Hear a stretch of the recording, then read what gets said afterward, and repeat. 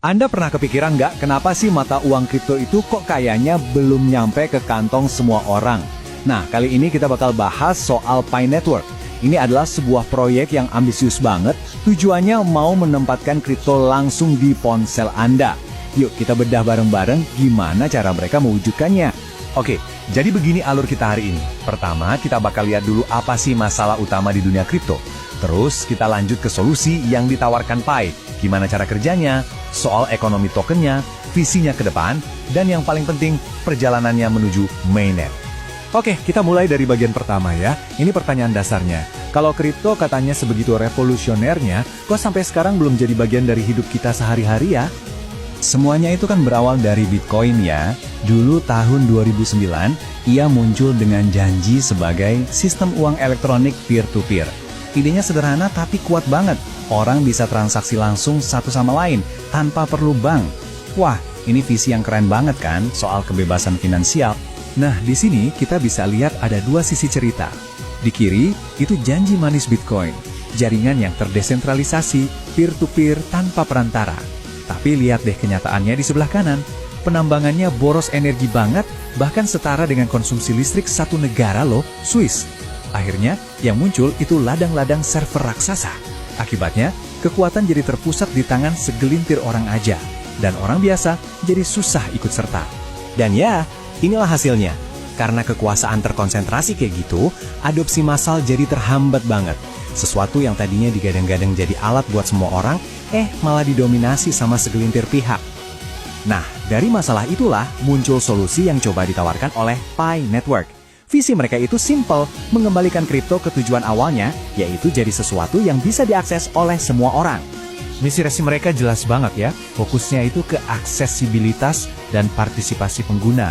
Jadi idenya adalah memberdayakan orang per orang, bukan perusahaan-perusahaan raksasa. Nah, ini dia nih inovasi utamanya. Beda banget sama Bitcoin yang butuh komputer super mahal dan boros listrik. Picoin ini dirancang supaya Anda bisa menambang langsung dari HP yang ada di kantong Anda sekarang. Dan katanya, tanpa bikin baterai boros. Oke, terus gimana cara kerjanya? Kalau nggak ada teka-teki komputer yang rumit buat dipecahin, gimana dong cara jaringannya tetap aman? Nah, disinilah Pi pakai pendekatan yang beda banget. Jadi, Pi itu pakai yang namanya Stellar Consensus Protocol atau SCP. Gini deh gampangnya, bayangin aja alih-alih komputer adu cepat mecahin soal matematika, keamanan jaringan ini justru dibangun dari orang-orang yang saling menjamin. Anda bikin semacam lingkaran kepercayaan kecil dengan orang-orang yang Anda kenal, nanti kalau semua lingkaran kecil ini nyambung, terbentuklah jaringan kepercayaan raksasa yang mengamankan seluruh blockchain. Jadi intinya, keamanannya itu datang dari hubungan antar manusia, bukan dari kekuatan komputasi. Di dalam jaringan Pi, ada 4 peran yang bisa Anda ambil. Dan semuanya itu dianggap menambang. Pertama, Anda bisa jadi pioneer. Ini gampang banget, cuma perlu check-in tiap hari buat buktiin kalau Anda bukan robot. Kedua, jadi contributor dengan cara membangun lingkaran keamanan Anda. Ketiga, sebagai ambasador, tugas Anda ngajak orang lain gabung. Dan yang terakhir, buat yang lebih ngerti teknis, bisa jadi node dengan menjalankan programnya di komputer. Nah, setiap peran ini bakal memperkuat jaringan dan pastinya Anda dapat imbalan.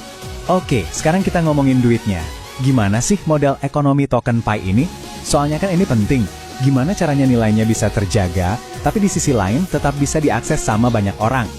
Nah, beda dari model awalnya yang belum jelas, sekarang Pi sudah menetapkan pasokan totalnya, yaitu maksimal 100 miliar koin. Kenapa ini penting?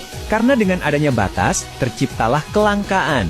Dan kelangkaan itu kan salah satu faktor kunci yang bisa menopang nilai sebuah mata uang kripto dalam jangka panjang. Kunci dari ekonominya ada di distribusi tokennya. Lihat deh, sebagian besar, 80%, itu dialokasikan buat komunitas. Jadi ini buat imbalan menambang, buat bangun ekosistem, dan buat likuiditas. Tim intinya sendiri cuma ambil 20%. Ini nunjukin banget kalau fokusnya memang buat memberdayakan penggunanya. Yang perlu diingat, sistem distribusinya ini meritokratis. Artinya, imbalan yang Anda dapat itu berdasarkan kontribusi Anda. Jadi mereka yang gabung lebih awal dapat imbalan lebih besar untuk mendorong adopsi. Lalu, seiring jaringan makin besar, imbalan menambangnya bakal berkurang. Ini tujuannya buat menjaga kelangkaan. Anda juga bisa nambahin pendapatan dengan cara mengunci Pi Anda, aktif pakai aplikasi, atau menjalankan node. Intinya sih, sistemnya dirancang biar orang mau berpartisipasi untuk jangka panjang. Oke, ini mungkin pertanyaan yang paling penting ya. Sebenarnya, Tapi ini bisa dipakai buat apa sih? Kan sebuah mata uang baru berharga kalau bisa digunakan, betul? Yuk kita lihat visi Pi tentang kegunaannya di dunia nyata. Visi kegunaan Pi II dibangun di atas 3 pilar utama. Pertama, ada yang namanya pasar perhatian, di mana Anda bisa dibayar pakai Pi cuma karena perhatian atau waktu yang Anda berikan. Kedua, pasar barter, tempat Anda bisa jual beli barang dan jasa langsung antar pengguna. Dan yang ketiga, toko aplikasi terdesentralisasi atau Dev Store. Ini membuka peluang buat para developer buat bikin aplikasi di atas jaringan Pi, jadi kegunaannya bisa makin luas lagi. Tentu aja, semua ini nggak mungkin kejadian dalam semalam. Pi Network punya rencana pengembangan yang bertahap dan hati-hati banget, buat membangun semuanya dari nol sampai jadi blockchain yang benar-benar berfungsi. Perjalanannya dibagi jadi 3 fase. Fase 1 itu beta, mulai di tahun 2019, fokusnya buat bangun jaringan awal dan komunitasnya. Terus, fase 2 itu testnet atau jaringan uji coba yang rilis tahun 2020. Di sini, komunitas bisa ngetes blockchain-nya. Dan puncaknya, fase 3, yaitu mainnet, blockchain yang resmi dan aktif, yang mulai diluncurkan akhir 2021.